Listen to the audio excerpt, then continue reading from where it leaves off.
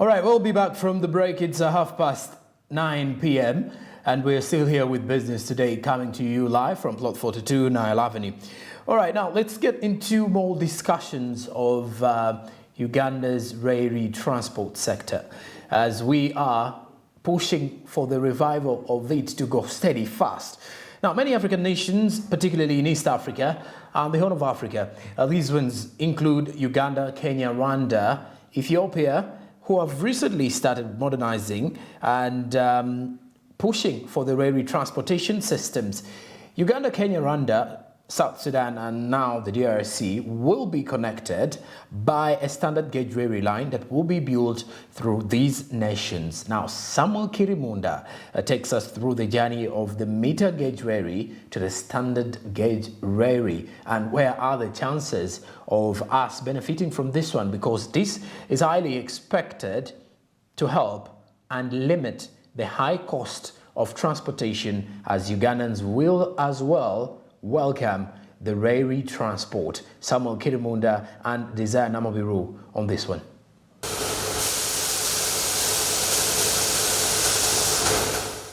The Uganda Railway is synonymous with the British colonial rule that oversaw the creation of a link between the East African interior and the coast. For long, it served an integral part to the East African community through the East African Railways Corporation, and just before the fall of the East African community in 1977.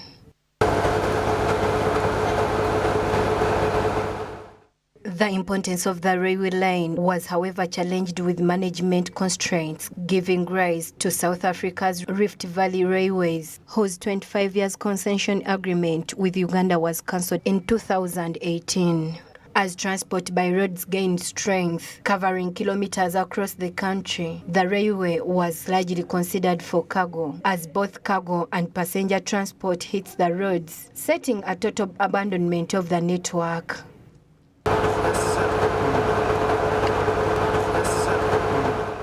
The challenges I face while using the train, one of them is that, you know how we've said the economy, everything is very high, the tax prices are very high, the border charges are so high, everything, every other mean of transport is high. Some of us who have our own cars, even as we've stopped treating the facility, we failed to make it to buy the fuel to put in our cars, so we have to resort to the train. That is why I'm saying the challenge is that we are very many now who have turned to the train. The train is getting so much packed up, and because people are leaving the other side because of the high prices, getting to the train. Now the challenge is that we are now very, very many in the train, meaning the train, the managers and the people dealing in the train section, the administrators, should help us to maybe expand because the train can really be so much packed. I don't know how I can strain that or stress that, but the train can be so packed. So if the managers and the administrators could help us and add on more coaches, it would be a really good thing. Or maybe bring up a new train, it would also be very good. You get to find that the pregnant mothers, the lame people, the sick people, those are the challenges they find. The train can be packed up, others do not want to give them the seats, and the lame find it so hard to also get to that crowded place because they will end up being affected, falling, all that. With Kenya setting precedent in 2017, cancelling its concession agreement with the Rift Valley Railways, Uganda had to strategize on ways of reviving the 121 years old railway network.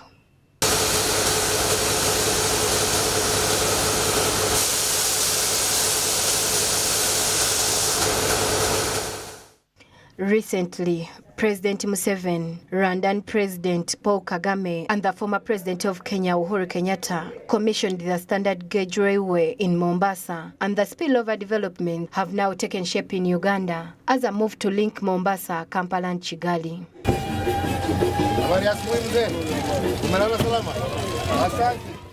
It will reduce the cost to Ugandan investors and to Uganda itself. It will improve efficiency of Mombasa Port, which is to the benefit of our people. But it will also increase volumes, because by reducing cost and becoming more efficient, you're also increasing trade, you're also increasing investment, and by extension, you're increasing job opportunities for both Kenyans and Uganda. On the other side, we are preparing to build a line from Kampala to Malaba, and eventually a line to Kasese to link with the Congo border, and a line to Nimule to link with the South Sudan. So that line will link up with the heartland of Africa eventually. Now, that will cut the cost of transport drastically. I hope you have the figures. But that container you are talking about will now cost less in terms of transport. In 2012, the government of Uganda had signed a memorandum of understanding with China Civil Engineering Construction Corporation. This was, however, reverted in a favor of China Harbour Engineering Company, and a US $2.3 billion loan, equivalent to 45 trillion Ugandan shillings, will come from the Exim Bank of China, with further support from the African Development Bank. Total compensation, as I said, we were 122 people, and the total compensation was about 1.7 billion shillings. Good enough, the money was available eventually after some time, and we have paid off, out of the 122, we have paid off almost all of them, except 9 people. But the 9 is because they had some issues of sometimes identification. It's not that the money was not there, but the identifications were not proper, and therefore they were skipped. And to me, I think I thank the people because they accepted to leave the project, this project. Something that they were part of their what they call livelihood. But that's what happens when the project comes in a place. It is brings both good and bad. The good side of it is that when we bring the project, we tell the people that this project is good because one, sometimes we create jobs. Secondly, it is going to make your life a little better, and by standards of projects coming into an area, is supposed to live people's lives better than yesterday. And so the story here is that the people moved, yes, but we've got information that they have utilized the money well. Some of them bought land and they are building better houses. As China Harbour Engineering Company takes the primary role, secondary players involved include China Road and Bridges Corporation, the executor of China's infrastructure drive, the Belt and Road Initiative, and the Spanish consultants. We have a Spanish construction team. They're called the consultants. You see, Spain has one of the best rail networks. So we have the consultants, and first they are doing capacity building for the team. Then they are going to construct the line from Kampala to Mukono. Currently, construction of Malaba-Mukono meter gauge line is underway, paving vertical progress for the standard gauge railway constructed by China Road and Bridges Corporation. The Minister for Works and Transport, General Katumba Wamala, while visiting the construction works, said that this section will cost 85 billion shillings. It's 185 billion shillings, Ugandan shillings, which is about $51 million. That means replacing those, you see these, replacing the rails, replacing the sleepers, and rehabilitating the bridges and culverts. The line is expected to be completed by the end of this year. However, disruptions have been cited, as revealed by Mr. Tai.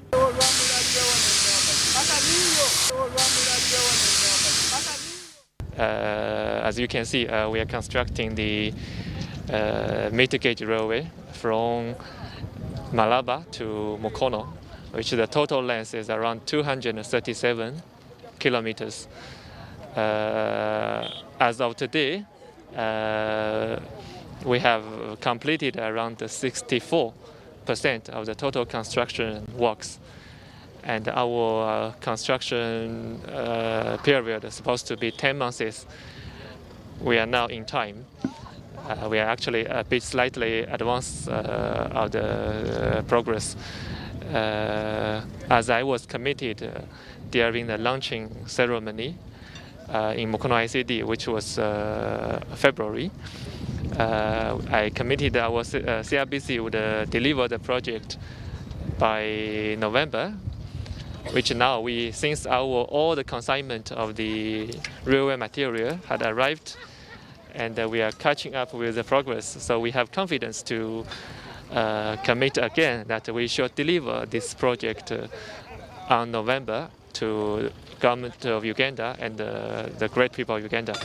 It will benefit the region, as we can see, as just the minister mentioned. It is supposed to carry at least 60,000 tons. The anticipation is quite clear. Previously, the meter gauge used to carry 20 to 30 containers of cargo per day and estimated passenger capacity of 60,000 passengers. Because it saves me from the traffic and the risks of the road, because the train has less risks. For example, the accidents, we rarely hear accidents of the train. So that is an advantage, and since we'll be coming out from work, we need to get back home early and have a little bit of rest so that we start our new day with fresh energy and with enough rest. So it really saves us a lot from all that. And the other advantage about the train, it is cheap. And you know the economy, everything is so high, and it has really boosted our see-through in the economy of Uganda, because it favors our income, because it is cheaper than the other sources of transport, other means of transport, sorry about that. So I would encourage people to also use the train because it is a good experience. It saves a lot and it is very, very fast.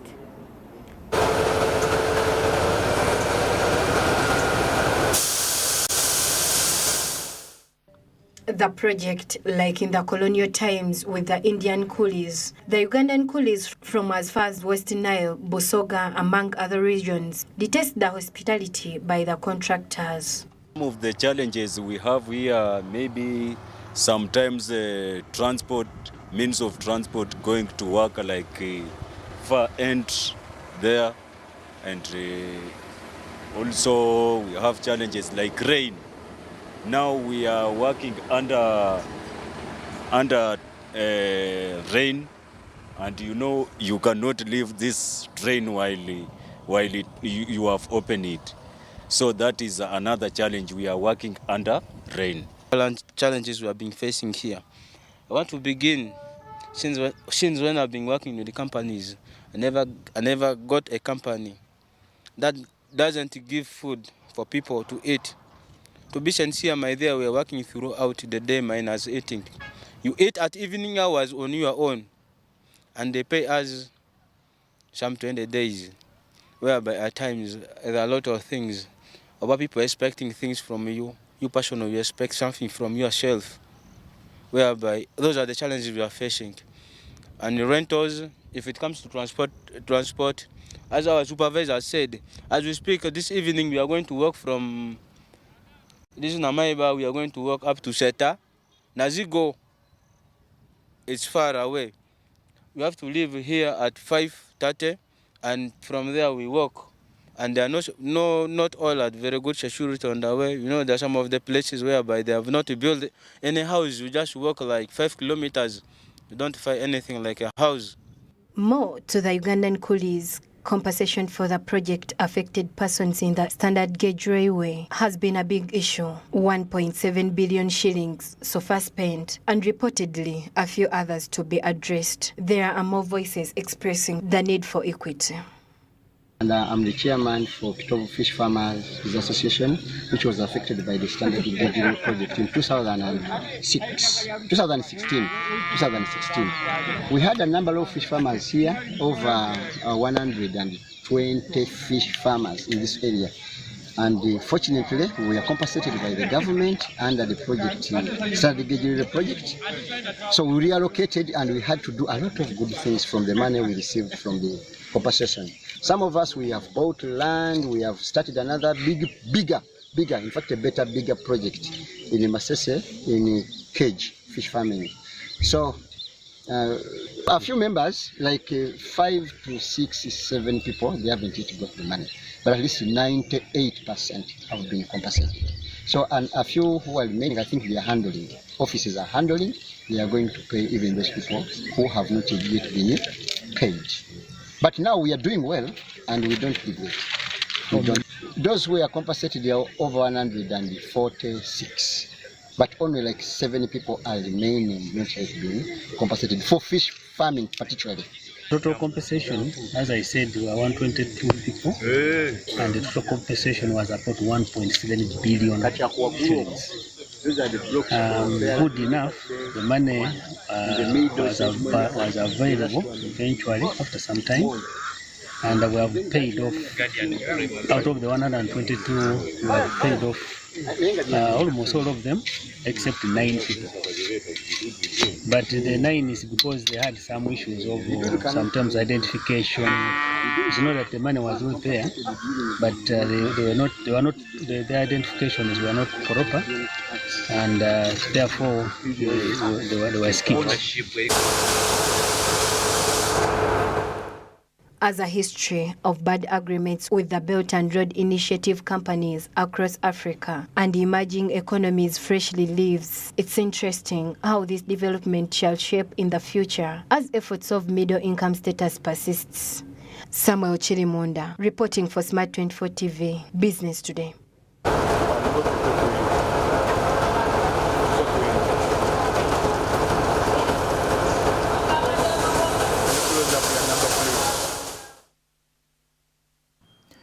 The railway transport journey dates back to the early days of Asians and the colonial masters on the East African, as well as on the African continent, as well as the East African Community Bloc. But now, the revival this time around is to set its goal into the standard gauge railway to reinforce the entire idea and the entire transportation sector in Uganda. All right, now that brings us to the end of tonight's Bulletin of Business today. I will leave you with a quick one. There is an ongoing festival in the eastern part of Uganda, to be precise, around Jinja. But when you get to realize that some people are there for the enjoyment part of it, because it is a festival anyway, but then there are those who are already making some money. Dominantly, the Rolex people, or the Rolex guys in Jinja, people dealing in chapatis, and then to matters to do with accommodation, people making money. Now, this brings you back to the entire situation that as many move out every day to spend or to carry on with the expenses, someone is earning something every other day. So, like I said, or like we normally say here, that every new day gives you an opportunity. Now, the opportunity that you strike or the opportunity that you make for yourself can easily help you out. You can easily make some money out of the enjoyment that people are making. So in Eastern Uganda currently, there are those who are making money and there are those who are enjoying. So I don't know who you are, but either way, it is a balance sheet in that regard. I'm Joran Paul Sonko. We've been coming to you live from Plot 42 Nile Avenue. I have Winnie Winza Nakauchi on sign language. Have a blessed night. Good evening.